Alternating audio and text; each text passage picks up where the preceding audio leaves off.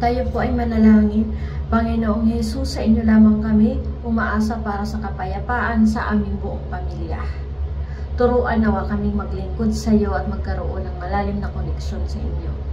Patnubayan mo kami palagi kung paano kami makikipag-isa, makikibahagi sa pagpapalawak ng inyong kaharian.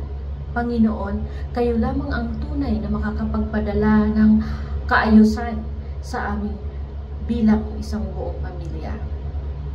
Mangyari nawa na maluwalhati namin kayo sa aming tahanan at nang maranasan namin ang makapangyarihan ninyong presensya. Hangad namin na pagharian mo ang aming buong angkan. Nais ka namin maranasan sa bawat aspeto ng aming mga buhay. Patuloy nawa ninyong pagtibayan ang aming pananalig sa iyo.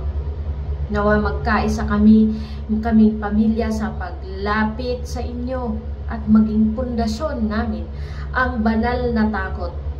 Sa inyo lamang kami umaasa na kami ay magiging masayang pamilya at mayroong kapayapaan. Pagtibayin nawa ang pagmamahalan at pag-uunawaan sa bawat isa sa amin. Patuloy kaming tulungan na makipag-usap ng mahinahon at ng may kabaitan sa aming mga kamag-anak. Nawa ituruan kaming makinig ng may malasakit at magbigay ng suporta lalo na sa panahon ng kapighatian. Pagkalooban nawa kami ng karunungan at gabayan ng aming mga desisyon. Sa inyo kami humuhugot ng lakas at tapang na harapin ang bawat hamon sa aming mga buhay. Salamat Panginoon sa biyaya ng pamilya, sa sandali na may pagtitipon ng may tawanan at saya ay lalo nitong pagtibayin ang aming samahan. Nagpapasalamat kami sa iyong walang kupas na pagmamahal sa aming buong salinlahi. Puspusin mo ang aming tahanan ng pag-asa at positibong pananaw.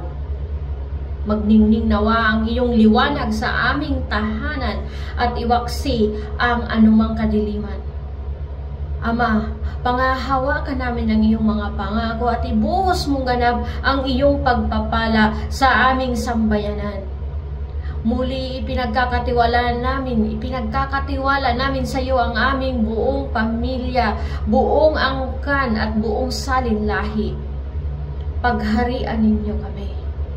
Batid namin umaapaw ang iyong grasya para sa aming lahat. Salamat sa walang sawang pagtutuwid sa aming mga landas.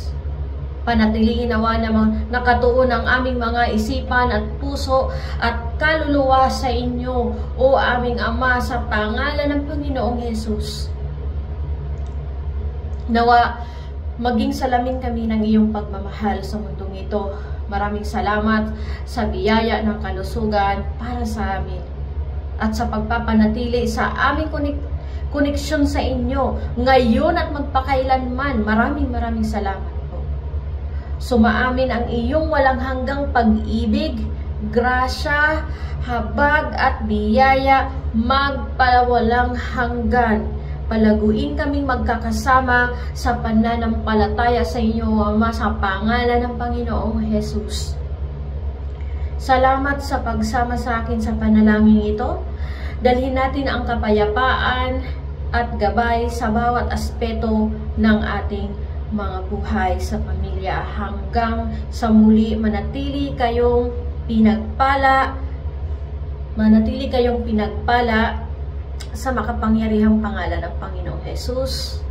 Ito ay ating samot-talangin sa pangalan niya, ng ating Panginoong Hesus. Amen at amen. Ang title ng panalangin ito, Mataimtim na Panalangin para sa Pamilya.